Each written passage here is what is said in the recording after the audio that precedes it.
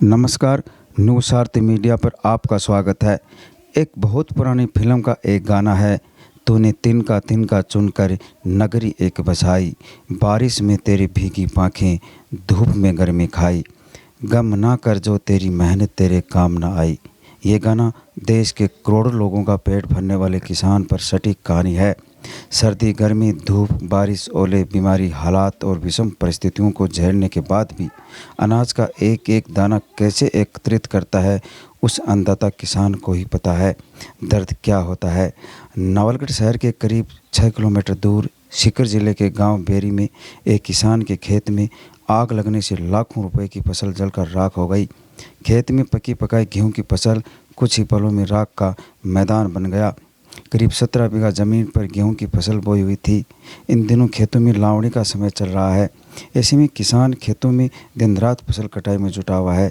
किसान जहां एक एक दाना एकत्रित करने में लगा है, वहीं कुछ ही मिनटों में उनकी आंखों के सामने कड़ी मेहनत से तैयार की हुई फसल जलकर स्वाह हो गई। जानकारी के अनुसार बेरी के किसान गिरधारी सिंह ने करीब 17 बीघा ज़मीन पर गेहूं की फसल उगाई थी। फसल पकाई के बाद अब लावणी का काम चल रहा था कि पास ही में लगे ट्रांसफार्मर में शॉर्ट सर्किट की चिंगारी से आग लग गई।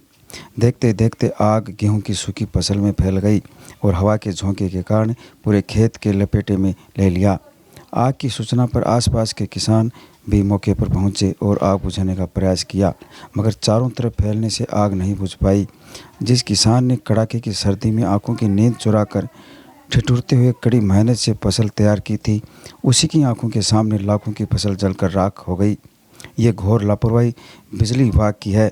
विभाग की उदासीनता और लचीली कार्यशैली के कारण किसानों के खेतों में कहीं तार ढीले पड़े हैं तो कहीं ट्रांसफार्मर ज़मीन पर लगे हैं।